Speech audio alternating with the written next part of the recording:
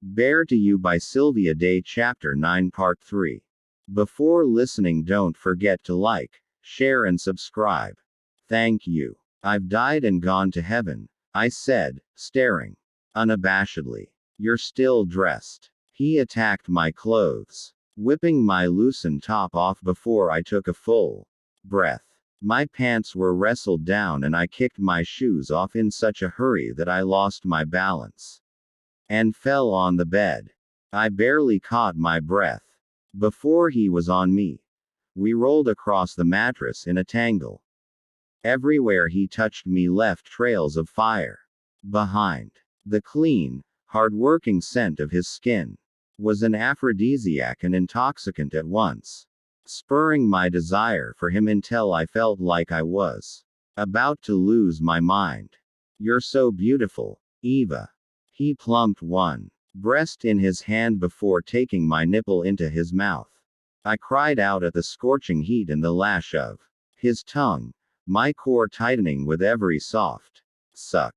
My hands were greedy as they slid over his sweat-damp skin, stroking and kneading, searching for the spots that made him growl and moan. I scissored my legs with his and tried to roll him, but he was too heavy and too strong. He lifted his head and smiled down at me. It's my turn this time. What I felt for him in that moment, seeing that smile and the heat in his eyes, was so intense it was painful. Too fast, I thought. I was falling too fast. Gideon. He kissed me deeply, licking into my mouth in that way of his. I thought he could really make me come with just a kiss, if we stayed at it long enough. Everything about him turned me on, from the way he looked and felt beneath my hands to the way he watched me and touched me.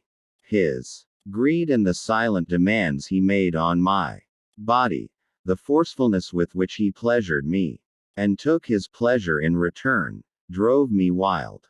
I ran my hands through the wet silk of his hair. The crisp hairs on his chest teased my tightened nipples, and the feel of his rock-hard body against mine was enough to make me wet and needy.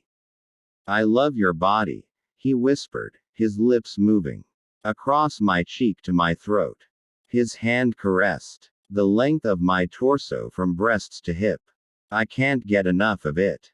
You haven't had very much of it yet, I teased. I don't think I'll ever have enough. Nibbling and licking across my shoulder, he slid down and caught my other nipple between his teeth. He tugged and the tiny dart of pain had my back arching on a soft cry. He soothed the sting with a soft suck, then kissed his way downward. I've never wanted anything this badly. Then do me. Not yet, he murmured, moving lower, rimming my navel with the tip of his tongue. You're not ready yet. What? Ah. God, I can't get any readier. I tugged on his hair, trying to pull him up. Gideon caught my wrists and pinned them to the mattress. You have a tight little cunt, Eva. I'll bruise you if I don't get you soft and relaxed. A violent shiver of arousal moved through me. It turned me on when he talked so bluntly about sex. Then he slid lower and I tensed.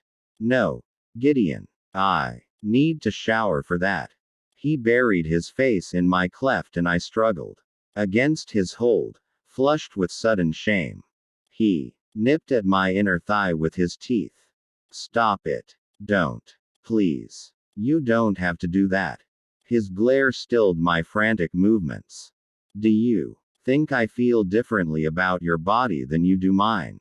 He asked harshly. I want you, Eva. I licked my dry lips, so crazily turned on by his animal need that I couldn't form a single word. He growled softly and dove for the slick flesh between my legs.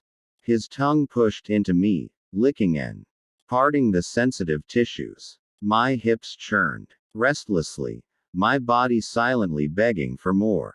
It felt so good I could have wept. God, Eva, I've wanted my mouth on your cunt. Every day since I met you.